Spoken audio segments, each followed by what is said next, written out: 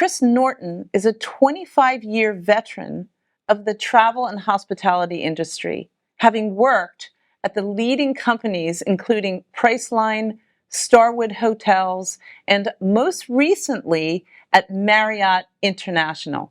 Not only that, Chris has been at the forefront of how using data and technology builds amazing personalized experiences for travelers. And he's also been a longtime speaker on how to build high impact and high functioning teams and the role of leadership in getting the best out of people. Chris, I'm so excited that you finally agreed to come on the show. Thank you. Thank you for having me. It's great to be here.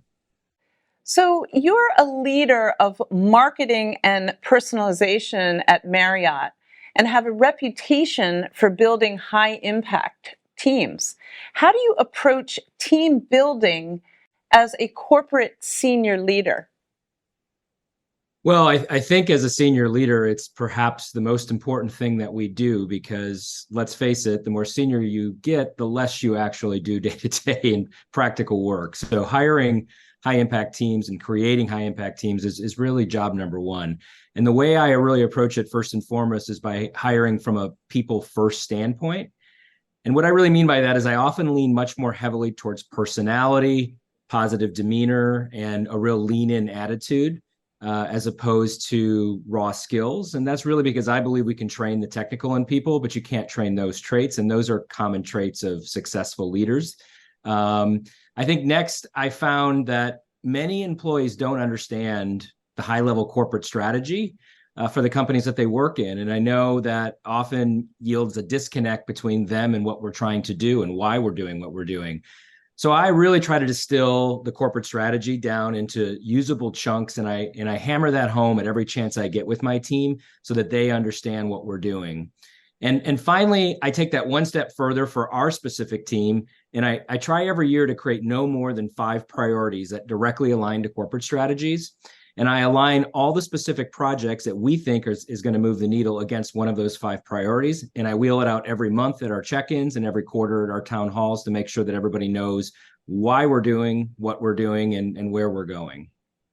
Well, look, Chris, it's a new year and it's a time when a lot of people are switching jobs and a lot of leaders are going to be leading new teams. You came to Marriott 3 years ago to take over an existing team. What did you do to successfully slide into your role and take over the team without losing any momentum? So when I came in, I had ideas. I had worked with Marriott in my prior role. So I knew a lot of the work that we were doing. I had worked with them. But really, the first thing I did is I asked, what do you think? And I think that's the most important question we can ask people. That's an ongoing tactic. So people will feel engaged in what they're doing.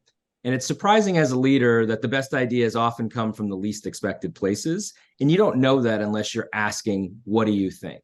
And I make an effort to make sure I'm doing that every day. And ultimately, I filter that through our overall strategy, our budgets, everything else. That's the reality of the working world. But I would say beware of the leader that thinks they have all the answers. That's often a recipe for failure. And just simply asking, what do you think, is a way that you can come into a team, pick up a lot of the pieces that are in play and ongoing, but also know, like, what are the ideas that have been percolating that the people that have been with the company longer than I have really thought about. And from those ideas, there's always high impact things. And lots of examples that we've been doing at Marriott over the last 3 years. Thanks so much for being on Liftoff, Chris. Thank you so much. Happy New Year.